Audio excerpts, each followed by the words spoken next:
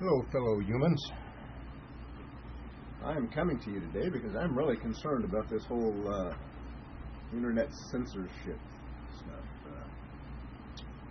I haven't watched television in many years, and I read. I don't. It's not like I need the entertainment value, but I get all my news from the internet and from the newspaper. Because you have to get all sides of all stories and then sort of filter it all down. So I still get the newspaper, truthfully, mostly for the funnies, but it's good to know what's going on.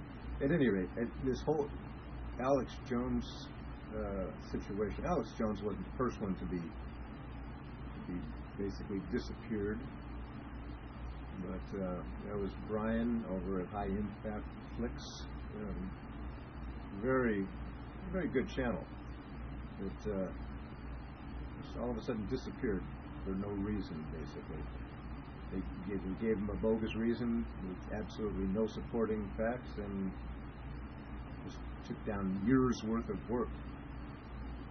Just took it away. Now, they have a right to do this as a corporation? Sure, yeah, I suppose so. But honestly, the other side of that argument is, it is a monopoly at this point. There isn't really a lot of options. Hell, I've got on my little tablet here, I can't even watch videos on some of the other newer sites. However, I am still trying, and eventually I'll get another computer or a device that will work on BitChute or DTube or.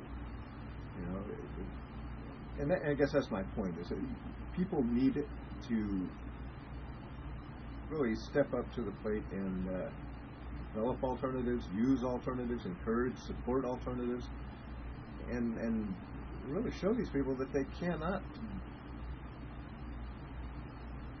choose for us what we decide that we want to watch or listen to or learn from. I'm not a Trump supporter. I'm an anarchist, so I can't support Trump, but he's absolutely right. If you're talking about fake news, misinformation, propaganda, for God's sake, CNN, Fox News, the mainstream outlets are the biggest purveyors, and they're certainly the biggest contributors to ignorance in this freaking planet. There's a lot of crap on the internet. There's a lot of crap on YouTube. Alex Jones might very well be one of them. I wasn't subscribed to him, and his mannerisms basically just turned me out to a point I couldn't watch him. But I know a lot of people that were associated with him at one time and have moved on to other different things, and who I have a lot of respect for. But Alex Jones isn't the point. Brian at High Impact Flicks, he's the point. He's a good man, just gone all of a sudden. James Corbett, he could be next. Well, YouTube could decide that they want to get rid of RT, Russia Today, because it's a Russian. They already give you warnings when you click on their video. Oh, this is sponsored by primarily by the Russian government. Who the hell cares? I don't care. Every damn corporation, every broadcasting corporation in the United States is in bed with our government and with each other. My point is that we need to, as libertarians, as anarchists, somebody's got to step up to the plate, for goodness sake, and come up with a way that we can just get rid of these, or choose, not get rid of them, just let them die by attrition. I would not be on YouTube if it wasn't like the only place I could watch videos of people I respect, people I get my news from, people I actually learn from. And I'm subscribed to a lot of channels because, I guess in this world we all need to be in contact and stay in contact with what's going on, and plus it's good to continually learn things. I'm learning about the history. I'm learning about astronomy, the electric universe. There's so much out there. I don't want anybody deciding for me what the hell to watch. And you shouldn't either. And if any of you, not that there's anybody going to be watching this, I'm not fooling myself, but if anybody who watches this is actually in favor of banning somebody as obnoxious or as blustery, as much of a blowhard as Alex, if anybody's in favor of that, you got your head up your ass, because it's gonna be you next. It's gonna be somebody that you like next. So just, don't support it. Tell YouTube about it. Make your own dang video and tell people, don't buy into this crap, because you know what?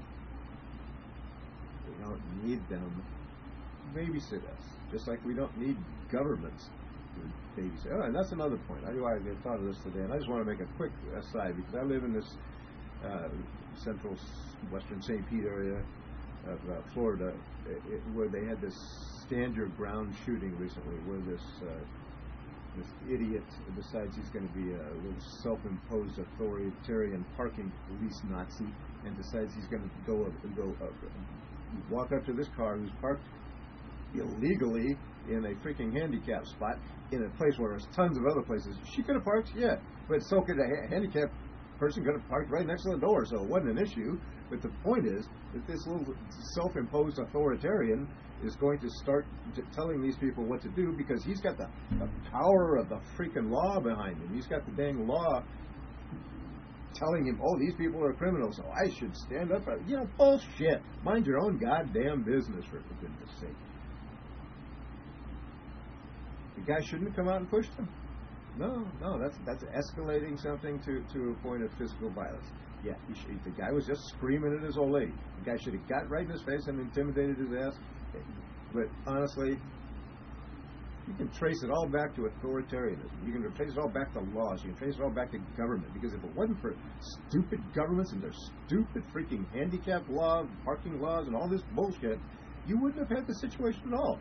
People would solve their own problems. This guy wouldn't have had this idea that he has some right to impose this stupid law in all kinds of parking places. It's not a freaking issue. This guy wouldn't have had the need or the impetus to do this in the first place. It would have not happened. Just like the guy that killed this guy from going in his...